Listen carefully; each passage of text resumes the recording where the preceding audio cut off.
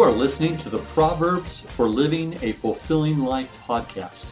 Hi, this is your host, Dr. Rick Upchurch. These Proverbs come from a lifetime of experience. My goal in sharing them with you is to help you avoid some of life's pitfalls and hopefully give you some tools to live a more fulfilling life. I hope you will ponder the proverb in this episode and take away something that you can use. Episode 15, The Sweetest Sound.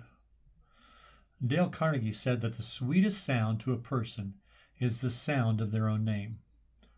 When you can remember someone's name, it shows them that they are important to you, and this can build rapport, says Chester Santos, the international man of memory. I know when someone remembers my name, I am impressed. Their remembering my name adds to my impression of their credibility and makes me feel valued and appreciated. One thing is sure, people who discipline themselves to learn and use the names of others in conversation give themselves an edge in dealing with people. As Chester Santos stated, using someone's name builds a connection between you and the other person. I try to make it my practice to remember the names of the people I deal with on a regular basis, at the pharmacy, the grocery store, and anywhere else that I can.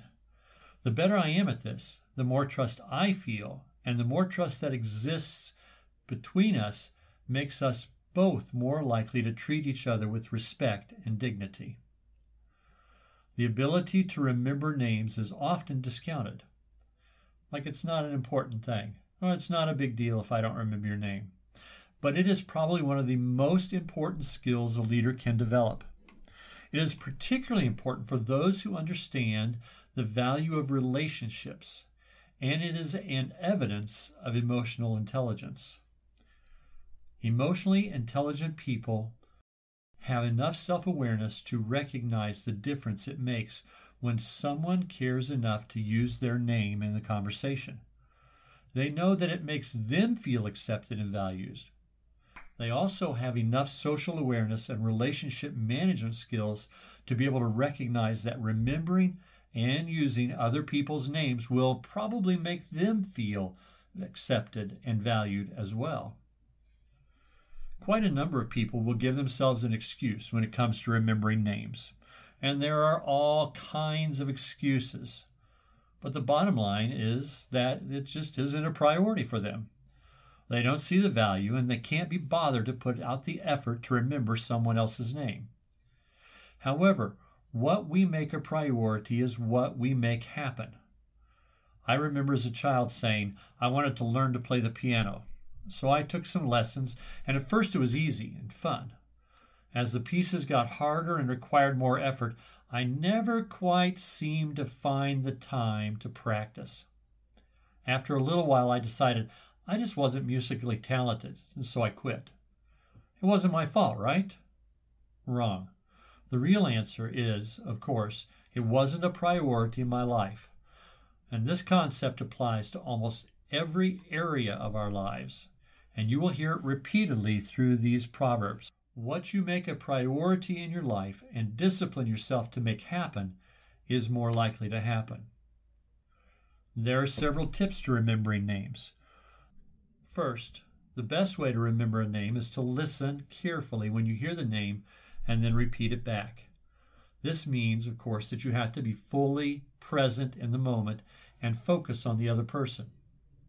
Second, ask to have them spell their name, especially if it's an unusual pronunciation.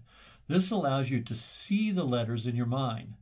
Visualize the letters spelled out in the name as you study their face, their hair, their posture, their mannerisms, so that your association will be deeply ingrained in your memory. Third, associate it with something about the person or something that is already stored in your memory to anchor their name. This can be their hairstyle, their height, their eyes, their smile, etc. Be careful, however. People can change their hairstyle, and they aren't always smiling. It can also be something from your memory, such as you meet a Bill and your brother's name is also Bill. Fourth, use their name in your conversation with them as often as possible to help embed their name and their face in your memory. And then fifth, write down their name in your journal or enter it into your contact list at the end of the day. This act of recording the name in written form adds one more layer to the memory, which makes it more likely you will remember it. Don't worry if you forget a name. Simply apologize for not remembering and then ask them again for their name. People understand about forgetting and respect that you're making an effort to remember their name at all. Do not make excuses about why you cannot do this. Just do it.